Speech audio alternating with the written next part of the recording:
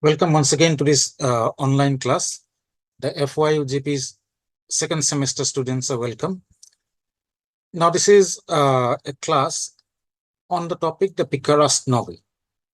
The genre we are discussing today is the Picaresque novel. Now, this is part of our paper on forms, genres, and concepts of English literature. Now, you are already familiar with the genre, at least the name you have heard. You know what the Picaresque novel is.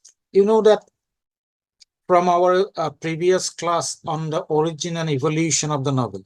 There we mentioned the Picaresque novel as a development in the 16th century, an embryonic kind of a novel that developed in the late 16th and 17th centuries, which contributed a lot towards the growth of the novel. Now, that is what the Picaresque novel is. In this class, we are going to discuss exclusively what this particular phenomenon is, what this particular development is, what is the Picaresque novel. So let's start. First of all, let's try to get a definition and a narrow definition first, and then we'll go to a broad definition. Narrowly speaking, a Picaresque novel, as you can see on the slide, is an episodic narrative in prose. Episodic, it's a collection or sequence of episodes. The only connecting link is the hero. An episodic narrative prose about the adventures of a Picaro. So it's an adventure narrative like the romances. It's in prose, of course, and it is not of a knight, but of a Picaro. Now, who this Picaro is, we'll get to know in the subsequent slides. Now, for a broad definition of the Picaresque novel. Picaresque novels are narrative plots consisting of loosely threaded episodes. Yeah, that we know, loosely threaded. The plot is not that strong, where the sequence of events primarily follows the movement and directions taken by the protagonist. Now, here in the broad definition, what has happened is that the Picaro is now replaced by the protagonist. So to start with, the Picaresque novel was about a Picaro, a particular character we'll get to know very soon. But today, when we talk about a Picaresque novel, the protagonist need not be a perfect or exact Picaro, but a particular kind of a plot. It's not the character, kind of a plot, which is episodic, and the focus is on the protagonist's movement from one milieu to the other, one adventure to the other. That kind of a narrative is called a Picaresque novel in the broad sense. Now let's go to the next slide. The etymology of the term. Yeah, as I said earlier, we'll get to know what Picaro is. Now, that Picaresque novel comes from the Spanish word picaro.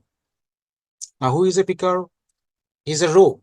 Now, a rogue, as you see on the slide, clearly defined a person whose behavior one disapproves of, but who is nonetheless likable or attractive. So a rogue is a person who is who runs, who wanders and has conflicts with the legalities and the social and moralities, but all the same, he is attractive and likable. He's a rascal, a wanderer, a vagrant, a figure who's run against the law results in a series of adventures. Because he has conflicts with the law, that results in a number of adventures. But he is a minor delinquent. Remember, he is not a vicious person. He is a minor delinquent, a young person tending to commit minor crimes, and he is an expert in trickery. Typically, a Picaro lives by begging or by minor theft. That kind of a character he is. He offends against moral and civil laws, no doubt. He is a divine sort of a character. He gets out of difficult situations by his ready wit, intelligence. So he has his wit, his cleverness, his cunningness. He can get out of difficult situations through his wit. And often he goes into such difficult situations. And it is his wanderings that is represented in the Picaresque novel, a sequence of episodes which deal with the wanderings of the Picaro. That is why that kind of a novel which depicts the wanderings or adventures of a Picaro is called the Picaresque novel. Let's go to the next slide now. Now, origin of the Picaresque novel. It is the 16th century Spain in which the Picaresque novel originates. The first time we have this kind of a novel is in Spain. Then, of course, it moves to other European countries, including England. The first Picaresque novel is anonymous. The Spanish novel is Lazarillo de Tormes, published in 1554, so middle of the 16th century. Then, with the first Picaresque novel in England, is The Unfortunate Traveller or the Life of Jack Wilton by Thomas Nash, again in 1594, late 16th century. So this Picaresque novel originated in the 16th century, late 16th century or second half of the 16th century, and it was very popular in the 17th century. It played a great role in the development of the proper novel in the 18th century.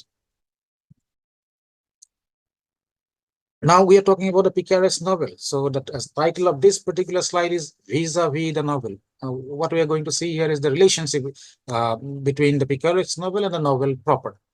Now it's an early form of the novel. As I said earlier, an embryonic novel. 16th century, the novel proper develops in the 18th century. In the 16th century, we have an early form of the novel in the shape of this Picaresque novel. And it is usually a first-person narrative. So the point of view is first person. It is realistic. That's the important point. That is why it is today considered to be a kind of novel.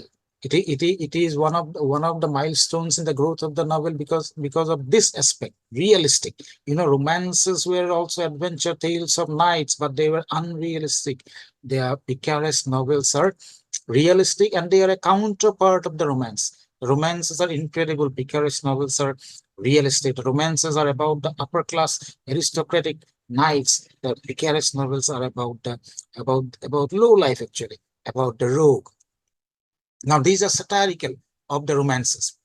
They're incredible adventures of knights. The romances are. Now these Picaresque novels actually satirize and ridicule those outlandish romances. And you will know Cervantes' Don Quixote also has Picaresque elements, and it's a parody of the romances. And such works played a very important role in development of the realistic novel. Low life setting, we have already said, it is episodic. It drifts from one social milieu to the other, one episode to the other, one adventure to the other, only connecting link being the fact that the hero is Juan de Picaro. Of course, as a novel, it lacks certain things. It lacks a sophisticated plot. It is as we said, episodic. And there's a psychological depth, the psychological complexity in a developing character is not there in the Picaresque novel. Of course, it is, as I said again, ironic and satiric survey of not only the romances of the hypocrisies and corruptions of the church, of the society. Sorry, that satiric intent is always there in the Picaresque novels. Now, scholars say that there is a connection with the development of the society. As the feudal society breaks up, as we get into the capitalistic society, what happens is that we gain in individualism. The individualism is apparent in the Picaresque narratives. This is a result of the breakup of the feudal system. Now, how does the Picaresque novel contribute towards the development of the novel? It provided a model for ways to introduce variety and suspense into the genre. That these adventures add variety and also suspense. Plus, it widened the canvas or the scope of the real proper novel. Now, we know that there are no social experiences that are out of bounds of the novel.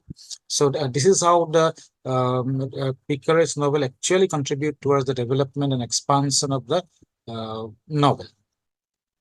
Now, what is the legacy left behind by the Picaresque novels of the 16th and 17th centuries? The Picaresque element infiltrated and continues to infiltrate novels since the 16th, 17th centuries. So the heyday of the Picaresque novel, of course, is the 16th and 17th centuries, but it doesn't mean that that was the dead end. Picaresque elements are still found in novels. They have been there since their origins. Now, as we refer to Cervantes' Don Quixote, of course, of Spain. In the 18th century English novels like Tom Jones and Moll Flanders, these Picaresque elements are very much there. Of course, it is interesting to see that Moll Flanders, of course, is a female Picaresque, if at all. Then later works like Dickens's Pickwick Papers and The Adventures of or the Huckleberry Finn, actually, by Mark Twain, also have these Picaresque elements. They are in the Picaresque mode. So that was a discussion of the genre called the Picaresque novel, the etymology, the definitions, narrow and broad definitions, the origins, the first Picaresque novels, the characteristics, how they relate to the novel, how they contribute to the development of the novel, and what is the legacy left by the Picaresque novel. So that is the sum and substance of our class today. I hope this will help you. This will stand you in good stead. And so after the novel and the original evolution of the novel, we have now discussed the Picaresque novel. Next time we are moving on to the other fiction, that is the short story. So that's it. Thank you for now. Goodbye.